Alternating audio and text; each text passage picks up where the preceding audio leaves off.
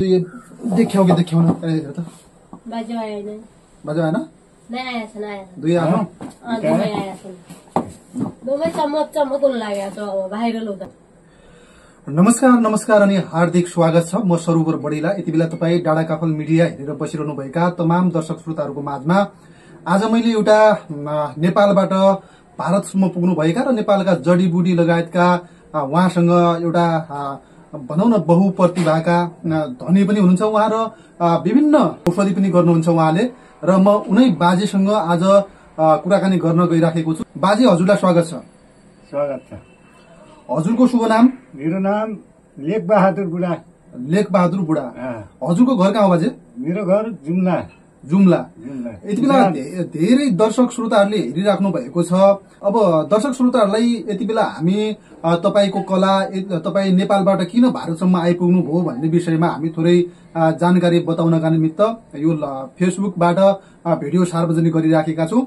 बाजे खासमा तपाई नेपाल कुन ठाउँ भन्नुभयो? जुम्ला। जुम्ला जिल्ला नरकोट गाविस बारे गाउँ। हजुर यति बेला तपाई भारतमा पुग्नु भएको छ। के को सिलसिलामा आउनुभयो बाजे भारतमा?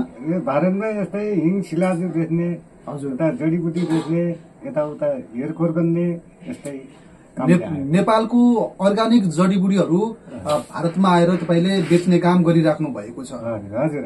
अहिले ठ्याक्कै भन्नुपर्दा यो काम तपाईले कहिलेदेखि गरिराख्नु भएको थियो? यो काम हाम्रा पुर्खेलीले पनि यस्तै काम गरेका हुन्। अहिले हामीहरूले पनि यस्तै काम गरिरहेका छौँ। यो धेरै लगभग 60-70 वर्ष भइसक्यो। हजुर तपाईको पुर्खादेखि यो तपाईको सिलाजु त्यसैगरी अर्गानिक जडीबुटीहरू बेच्ने काम पुर्खादेखि चलिआएको र तपाईले पनि त्यही काम गरेर आफ्नो जीविकोपार्जन घर परिवार पाल्ने सबै कुराहरू यसैबाट गरिराख्नु भएको? यसैबाट गरिरहेको। त्यसो भए तपाईले एकदम राम्रो काम गरिराख्नु भएको छ बाजे। तपाईको उन्नति प्रगतिको पनि हामी धेरै धेरै शुभकामना व्यक्त गर्न चाहन्छु। अनि तपाई खासमा तपाईसँग के छ के जडीबुटीहरू लिएर आउनु भएको छ नेपालबाट? जस्तै हाम्रो सिलाजु भयो, हिङ भयो, जडीबुटी कमराज, हजुर भोटेखैर।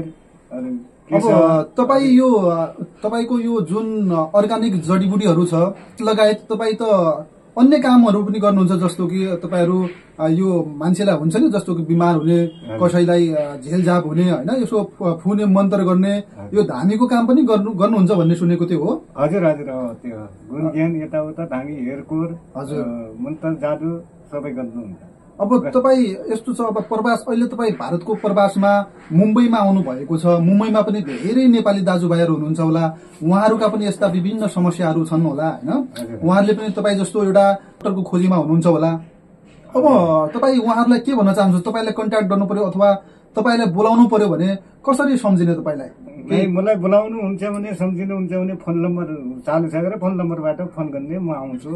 हजुर हजुर बाजेको फोन नम्बर पनि म यो भिडियोमा राखिदिनेछु। बाजेलाई तपाईलाई यदि नेपालका अर्गानिक जडीबुटीहरू चाहिएका छन् र फुने हैन मन्तर्ने यो काम पनि गर्नुहुन्छ, यदि तपाईलाई यस्तो आवश्यक छ भने बाजेलाई सम्झन सक्नुहुनेछ पनि भन्न चाहन्छु।